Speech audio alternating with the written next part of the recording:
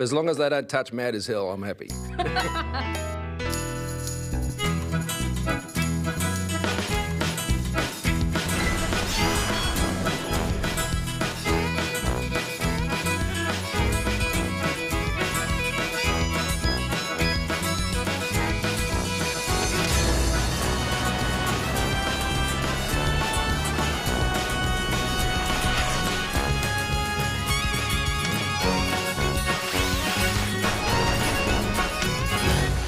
Thank you very much. Good evening and welcome. Now, I'm sure that many of you have heard the whispers and gossip about a certain Four Corners episode linking the Prime Minister, Scott Morrison, to a QAnon figure and how it was pulled from Monday night's schedule because News Director Gavin Morris received a call from the Prime Minister's office. Well, that is ridiculous. I don't know where you got that idea. Yes, the episode wasn't shown on Monday night, but that was because of a perfectly normal and quite expected ABC technical error when Ita Buttrose's pet monkey was rostered on that night to do the editing. Bloody nepotism, if you ask me. Anyway, long story, only slightly less long. I thought, why not show the Four Corners episode on our show tonight? Excuse me just a moment. Yeah, absolutely. And then I thought, no, let's not do that. We should do our regular show because a lot of stuff has happened this week and we don't need to run some stupid old Four Corners report. Hello? Yeah, I'm sure it's a wonderful story. OK, bye-bye. Sally Neighbour. Firstly and foremostly, the Prime Minister, Scott Morrison, has followed through on the mantra that for the last 4 years has been the keystone of his political philosophy. That'll do for now. I think you guys can fix that up a bit later. What did he do? Well, he gave some temporary money to some Victorians because of the lockdown, providing they meet strict criteria and don't mind waiting. He committed to funding the building of a purpose-built quarantine facility in Victoria, but not the running costs, even though it's a federal responsibility. And he put a Major General formerly in charge of Operation Sovereign Borders in charge of the vaccine rollout. And if the vaccine rollout is as successful as Operation Sovereign Borders, that means the 25 million doses we're relying on from overseas will never make it into the country. They'll be turned around and towed back out to sea. But you know, I am reassured that someone with real authority and access to weapons is finally in charge of getting rid of this virus, particularly the Delta variant, which is the worst one, apparently. Alpha, Beta, Gamma, Kappa, the others, they behave themselves. But Delta variant, if you're watching, as of now, consider yourself under double secret probation. The time has come for someone to put his foot down, and that foot is the Prime Minister, Scott Morrison. So I don't want to hear any more criticism about our PM ducking responsibility and avoiding questions. In fact, last time I looked, he was not only answering questions, he was asking them as well. But what is our goal? Peace. What is our goal? Trade. What is our goal? Prosperity for our region. So 3 goals for Morrison there. He's certainly looking dangerous, and I think they'll have to move Albanese off him. And that's coming up later in sport. Also coming up, with Melbourne still one of the world's most livable cities, we ask, is that why coronavirus likes spending so much time there? And an important warning to anyone watching, that is not how you wear your mask. Plus, with the federal government backing the construction of Victoria's quarantine facilities and the state government asking the Commonwealth to cough up $200 million, I wonder whether the coughing will be into their elbow, just to be safe. But I don't want to take anything away from this project, which, remember, is a standalone quarantine facility in Victoria. Smart. Make them standalone so they don't spread the virus. Also, remember, it's a purpose-built quarantine facility to sit alongside hotel quarantine. So alongside hotel quarantine, but hopefully beyond the range of aerosol transmission. Frankly, it is surprising that we don't already have such a facility, particularly in light of the point made by Victorian Labor MP Julian Hill. If you're a dog or a cat or a horse and you come into this country, you go to a Commonwealth quarantine facility. And incidentally, if you are a dog or a cat or a horse, thanks for watching. Every ratings point helps. But I wonder, and I'm no expert in this area, it's not as if I'm Dave Hughes or anything, can't those animal facilities be used? A small child would fit easily into a cat box, and obviously they'd fit into a stable. And there's precedent there with the baby Jesus, allegedly, which also only happened because the hotels were full. Mr Hill also passed comment on the handling of the vaccination and quarantine issues by Scott Morrison, elevating the PM's performance to an art form. Frankly, he's a bullshit artist. Julian went on to clarify that comment, lest it be taken as criticism. This bullshit artist is abandoning Victoria in our hour of need. Still, that's just the cut and thrust of politics, isn't it? I'm sure it's nothing personal. Now, it sounds like I'm getting a bit personal at the Prime Minister, and I am. I don't like him, I don't trust him. I don't think he's good at his job. I am sorry about that. You expect that sort of thing on Four Corners, but not on this show. We're a lot more balanced. All right! Anyway, I don't want to go on about Victoria for the whole show. That would annoy those in Sydney who like the show to be about them. Frankly, Victoria should be grateful it's not in Tasmania, because one of the few outside activities that's allowed to continue despite the lockdown, building, can't, because an Australian construction materials shortage is causing delays, which means the cost of materials gone through the roof as a result. More materials to fix the roof, meaning the cost goes through the roof again, requiring even more materials, so that you're left with a demoralising, pointless and endless loop of fixing and ruining your roof. There's probably some greater philosophical meaning underlying that observation, but we don't have time to consider it, because right now it's time for a little bit of plain speaking. Well, the PM is off to the G7 again at the end of the week, and I am worried for him. No one played with him at recess last time, and this time they're going to be picking on him over his climate leave it as it is policy. Like a doodling pyromaniac, Australia will draw fire over the recent United Nations finding that we were doing the least among the 50 largest economies to promote a green recovery. Hear that? The UN called us one of the world's 50 largest economies. Well, that's my takeaway. Well, if it isn't Liberal strategist, president of the Women Against Quotas organisation, wacko and body double for Amanda Stoker-Dramella Bird, everybody. Look, you should be celebrating that our PM is overseas being photographed with real-world leaders. Well, they'd have to use a wide-angle lens. The only downside to him going is that Michael McCormack will be acting Prime Minister. Yes, but Shaun, ScoMo at the G7 is great product placement for the upcoming election. We're clearly having at the end of the year, but haven't announced yet. Won't it be embarrassing for us? Not only because of whatever Michael McCormack says to the press, but for the real PM. Someone's bound to bring up that other UN finding that our own Environment Department tried to bury a study about a huge underspend on threatened species in this country. Shaun, the government is committed to reducing the number of animals on the threatened species list. By increasing their numbers, or...? Or put it this way, the size of the population will change and the animals won't be on the threatened species list anymore. What about a bigger issue of the continued existence of humanity? We're committed to it in a fiscally responsible way. ScoMo has long said that we may well exceed a zero net carbon outcome in 2050. Or did he mean net emissions might well exceed zero by 2050? Because I'm not sure that's going to go down too well at the G7. Shaun, when ScoMo and Angus Taylor say we have an energy emissions plan with no target based on technologies that don't exist, they mean it. Well, that's not a plan, though, is it? If an architect is building a skyscraper, the architect doesn't say, well, I don't know how tall it's going to be, but we are going to be building it out of a new substance we're hoping to discover one day. Shaun, it's a technology roadmap. There are any number of destinations. Labor may have a destination, but they don't have a roadmap. They don't even own a car. Yeah. Have I wound down the clock yet, or are you pulling Elise Sales on me and going into extra time? Well, just one more question on this emergency payment to Victorians. Oh, here we go. If $500 is the Morrison government's idea of what a person needs to survive a week, then why is it $190 more than a Centrelink payment? Oh, listen, Che Guevara, there's a difference between having a job and not doing it, and not having a job in the first place. One is going to do nothing much more skillfully than the other. Yes, but at the end of the day, they're the same thing. Whoever it is still doesn't have work. At the end of the day, one of them is notionally coming home from work. The other one's actually been sitting around the house all day anyway. The one who works but isn't still works, much in the same way your blender still works, even if you're not using it to make one of your kale and mung bean smoothies. Whereas the unemployed are more like a VCR. They may have worked once, but they don't anymore, and they're better off in a cupboard or lying out on a footpath. Yeah, but isn't the $500 figure an admission that the minimum amount you need to live on is higher than what the federal government is willing to pay to the unemployed? No, Shaun. What the federal government is willing to pay the unemployed is actually much lower than that. We just can't get away with any less. Yeah. And it's important to remember that the $500 per week payment is not available to everybody in Victoria. You're not entitled to it. Where those have independent means of supporting themselves for a week, then I think they would agree that reaching out for Commonwealth taxpayer-funded assistance is not something they would consider reasonable for such a short period of time. Does that mean it would be reasonable if it were for a longer period of time? Absolutely. If it was for, say, 6 months and you didn't need the money anyway, like Harvey Norman did during the back end of last year, then by all means, pocket the $22 million Commonwealth taxpayer money. Andrew Mellor, thank you very much for coming in tonight, and for doing so, please accept this, this weird plastic thing that you find under packaged chicken breasts. That's yours for you to keep.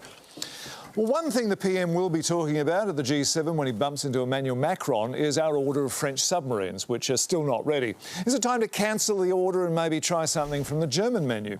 Because let's face it, our borders aren't going to defend themselves. Australia is a sitting duck when it comes to anyone who might want to take over our country and turn it into a thriving economy. I'm not naming names. Yakety yak! Don't talk back. But soon-to-be Defence Secretary Mike Pizzullo, current Defence Minister Peter Dutton and former Defence Minister Christopher Pyne, seen here about to go down to the shops, had no qualms. In fact, Christopher warned of a war with China in the next 5 to 10 years. 5 to 10 years? These things, assuming they ever get made, won't be ready until 2050. And I don't think we can wait that long. Spokesperson from EY, where the former Defence Minister now works, although this character is not meant to be him, Nate Spongeley. Hi, Shaun. Hi, Nate. Is Christopher right? Is war inevitable with our most important trading partner? And are we going to lose that war because of Christopher's bungling of the submarine contract when he was Defence Minister? Oh, Shaun, I think that's very unfair. You can trawl through his past if you want and nitpick about what he did or didn't, mainly didn't do, to secure our defence capabilities. But what's important now is that Christopher is working for us in a consulting capacity and advising clients on arms deals, not with the contacts he made while he was a government minister. You can see how people might jump to the wrong conclusion, though, can't you? Shaun, Christopher can hardly be expected to suddenly forget all the people he happened to meet when he was in Saudi Arabia lobbying on behalf of the Australian defence companies or wherever. And so what? Or as Christopher himself said to you on Q&A that time when you put the same question to him. And so what? I mean, what do you expect him to do? Get hit on the head with a saucepan and lose his memory like a cartoon dog now that he's out here in the private sector? It's like as if you left the ABC and suddenly had to earn your living in a real job. You're still the same person. You certainly are. Bye. Nate Spongeley there, and not Christopher Pyne. Well, it's started. No, not George Christensen's Tonight Show on ABC TV, but, hey, you know, fingers crossed. No, I'm talking about the election campaign. And why do I say this? Because this week I spotted this. And this. Duelling babies, the obvious symbolism being that in their hands they hold the future and a full nappy. But come election night, only one of them is going to be left holding the baby, and he's no doubt going to have a bit of electoral vomit on his shoulder. Labor's worried that it's going to be Albo wearing the pureed peas and carrots, with Labor frontbencher Meryl Swanson telling her colleagues she worries they are sleepwalking off a cliff. Ah, the irony of the woke sleepwalking. And presumably that is why her alleged Labor colleague Joel Fitzgibbon said, I won't stick around if the Labor Party doesn't wake up to itself. I mean, if they do wake up, they'll probably still walk off the cliff, but at least they'll be able to appreciate the view. Later in the show, I speak to Anthony Albanese's shadow press secretary, Cardamom Pye, about whether there's any point to having a Labor Party anymore.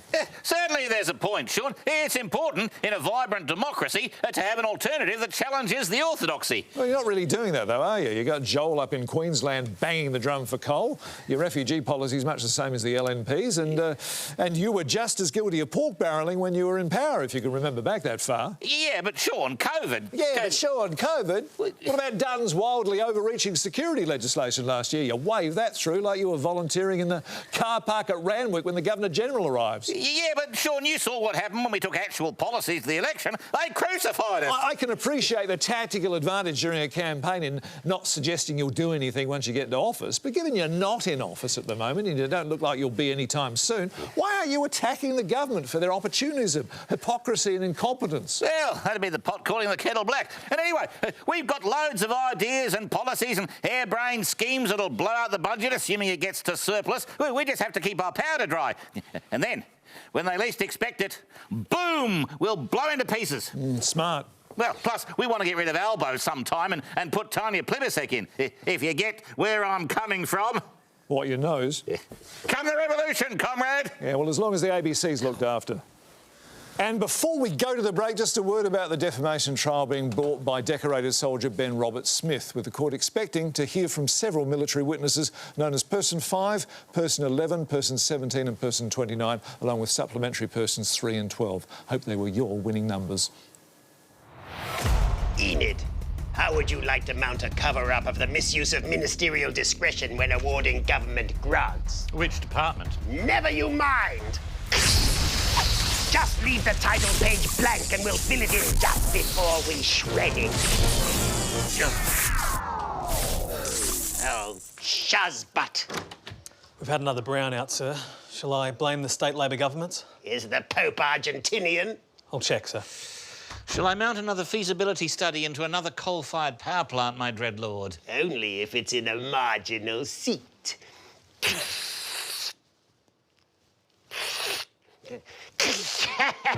A nod's as good as a swink, followed by the most unlikely crime-solving team since the New South Wales Police Department, Barco and Cash. Thank you. A quick announcement. After investigations by contact tracers, several more exposure sites have just been listed. Anyone who in the last 24 hours has visited Madam Jane's Full Body Massage Parlour, Happy Ending Beauty Salon, Celibacy Solutions, Kiki's Hot Oil Slide Relaxation Emporium, Best Climax Nail Boutique, The Friendly Fanny and Big Bob's Brothel is advised to give it a rest for God's sake.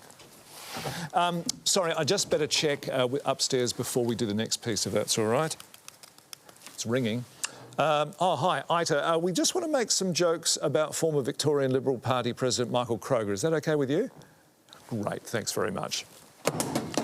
Last week, former Liberal Party President Michael Kroger lashed out at ABC Chair Ita Buttrose, describing her as a hopeless failure and calling on her to resign immediately. Spokesmodel for Ita Buttrose, Denise Catamol, joins us from Ultimo. Denise, will she? Well, Shaun, if people resigned simply because they were hopeless failures, it would leave a massive leadership vacuum in corporate Australia and take out a fair slice of the Senate. Mr Kroger also went on to say she's lost control of the ABC and that it's more biased against the coalition than he's ever seen. Does that washed-up has-been have a point? Well, Shaun, every government we've had has accused the ABC of being biased against it. If the ABC challenges or questions something the government is doing, it's not because they're the coalition, it's because they're the government. So if the coalition was in opposition, the ABC wouldn't be going after them as much? No, because in opposition they wouldn't be making decisions and taking actions for the ABC to scrutinise. Yes, but they're not making decisions and taking actions in health and aged care now. Oh, Shaun, this isn't helping, nor, frankly, is having me do this impression of Ita. Do you agree, though, that the taxpayer-funded broadcaster, the ABC, leans heavily to the left? Well, the government's taxpayer-funded too, and they lean pretty heavily to the right, so swings and roundabouts, Shaun. Thanks, Denise. And just finally, Mr Kroger also said many programs leaned heavily to the left, failing to do their job in ensuring it was balanced and impartial. And for balance, Pippa Corpse from Friends of the ABC joins us. That's frog shit. Thanks, Pippa. So both points of view represented there. Thank you, Denise. Thank you, Pippa. Coming up, does the PM's pledge to close the Australian embassy in Kabul and bring home the troops because security arrangements can't be provided to support Australia's ongoing diplomatic presence there mean that now is the perfect time for Australians stranded overseas to get a job in the Kabul consulate in order to get home? Plus, an exclusive look at the empathy training being undertaken by federal coalition MPs. So, it's coming out of the supermarket, clearly struggling. What's your first instinct? Hugh, what would you do?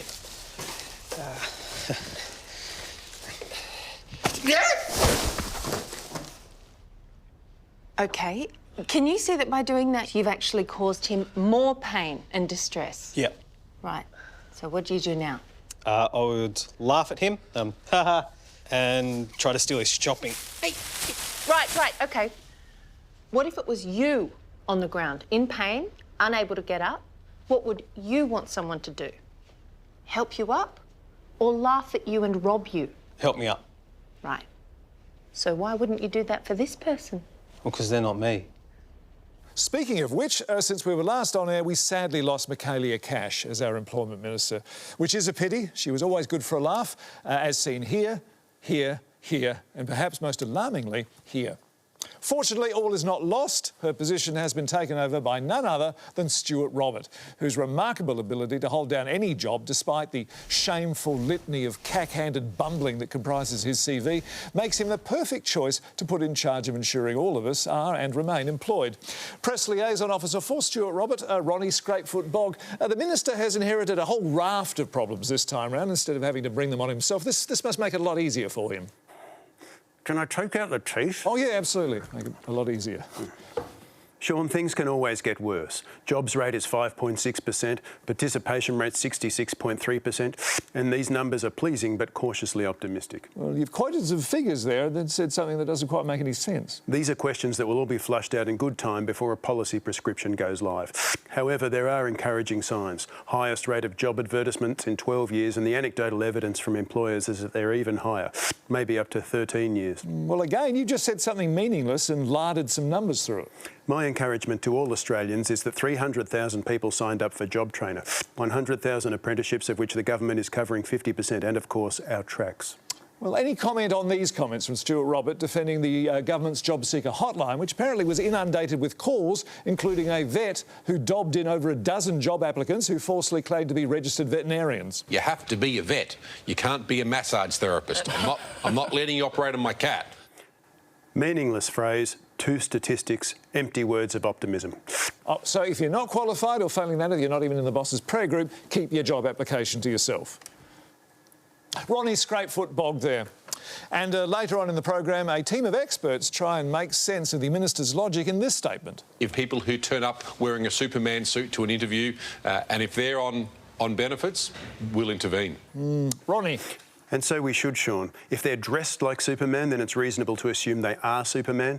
And if they are Superman, then they're invulnerable and can't be incapacitated for work, can they? Sure. And also being from Krypton, they're probably here on a permanent residency visa. And that means they can't claim unemployment benefits for 2 years, which probably means they're subject to a robo-debt. So we may as well issue a demand that they repay us something, let's say $2,000. Well, thanks, Ronnie. And for coming in, we've got a little something for you. That's right, Shaun. All our guests tonight receive a copy of Senator Richard Colbeck's My First Book of Counting. Whether you've never counted before or have simply forgotten how, Richard grapples with all the important numbers from one job to do all the way up to 655 COVID-related deaths in aged care and counting. Right now, though, with a heads up as to what we can expect in the international news segment, here's Lydia Rollins. Thanks, Shaun. First up, it's Holy Sail Reform, that man.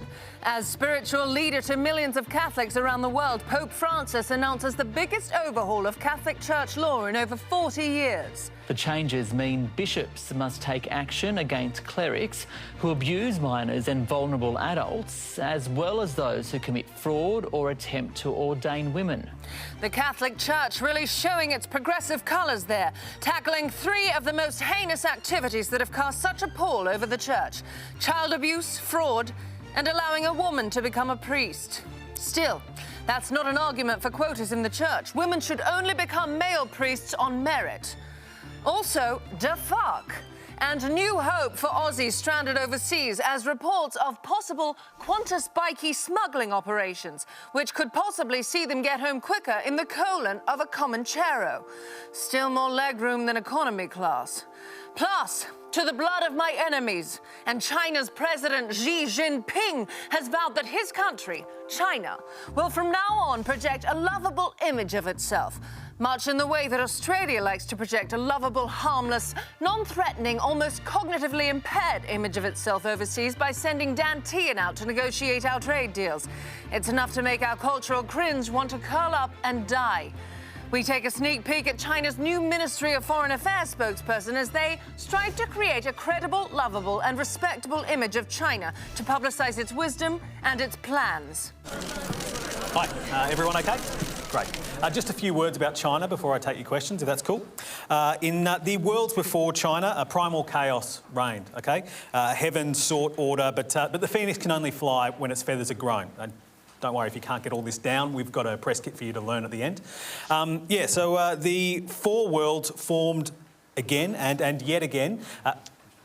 Question down the front there. Yeah, why did Beijing ban the vigil in Hong Kong for those killed in the Tiananmen Square massacre? That's a really good question. Thanks for that. Look, time and the pure essence of heaven, the moisture of the earth, the powers of the sun and the moon all worked upon a certain rock, oldest creation, and it magically became fertile. And that was called... anyone? Thought? Thought. Yeah, that's right. Good one. Nice. And Tathagata Buddha, the father Buddha, who is banned, so you can't worship him. OK. Another question down the front there. Hi, Tony. Any comment on the oppression of Uyghurs in Xinjiang? Hey, you go our way and we go our way as well, OK? No, but seriously, long story short, elemental forces caused the egg to hatch and from it came China, including Tibet and Taiwan and most of, if not all, let's say all, of the South China Sea because the nature of monkey was irrepressible. Cheers. OK, so those who were signed up for a tour of a re-education camp follow Sandy, and anyone down for a secret trial go with Pigsy. Shaun. Thanks a lot, Chica Lydia.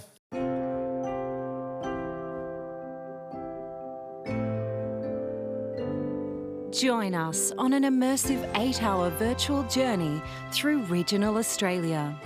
Slow down and be soothed by the real-time hypnotic squirmings of the New South Wales mouse plague. Special event TV all day Sunday on ABC TV+, followed by Stunt, Whistle and Moog. Welcome back. Well, on the eve of the Sex Discrimination Commissioner's review into Commonwealth parliamentary workplace culture, there probably couldn't be a worse time to have a man speak on behalf of women about how they feel about something. As Zebedee Armadillo, a man but an ally of women, mansplains.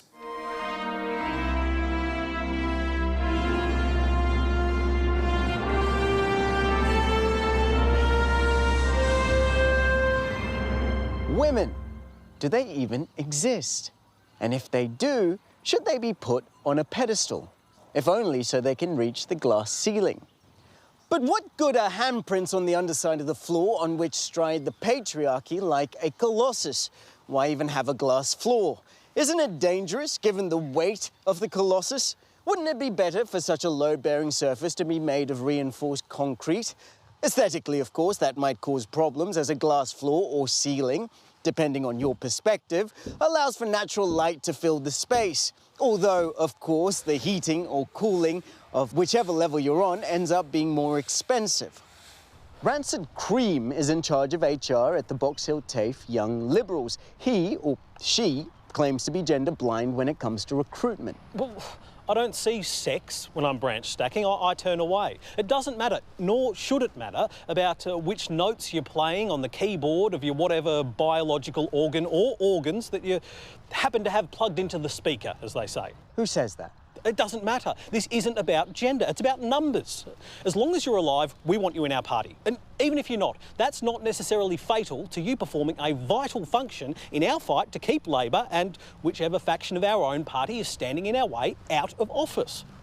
Parabella Jimcrack, resident poet at the Young Transport Workers Union Club here at Adelaide University, disagrees about almost everything. I think we have to walk before we can crawl when it comes to gender blindness. A meritocracy is obviously the best outcome of a bad lot, regime-wise, according to Plato. Plato? But we can't just close our eyes to gender and hope we don't see it anymore. We must, in fact, open our eyes to it. Look really surprised by it. Stare at it until it feels really uncomfortable and eventually just goes away. And I'm not just talking about men and women, I am talking about all the sexes. And I understand you've written a poem about it. I have. Parabella Jimcrack there. Zebedee Armadillo. Mad as.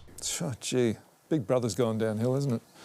Well, not coming up because you can't ask that is on in a minute.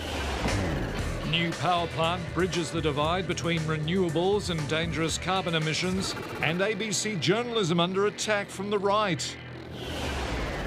And finally, there's been a lot of whining from the usual anti-business types, you know who we are, about Harvey Norman not paying back the $22 million they and their franchisees got from JobKeeper despite reporting a 115% rise in profit to $438 million to February. The abnorman part of Harvey Norman, Jerry Harvey, says they're not going to pay the money back because, from their point of view, it's a tiny amount of money. Yeah, so back off, you bean-counting, penny-pinching tightwads. It's $22 piddling million. In fact, I'm guessing Josh Frydenberg must have gone round there and forcibly stuffed the money into their trousers because, being such an insubstantial amount, I assume that Harvey Norman didn't even bother applying for it. Goodbye. Giant baby.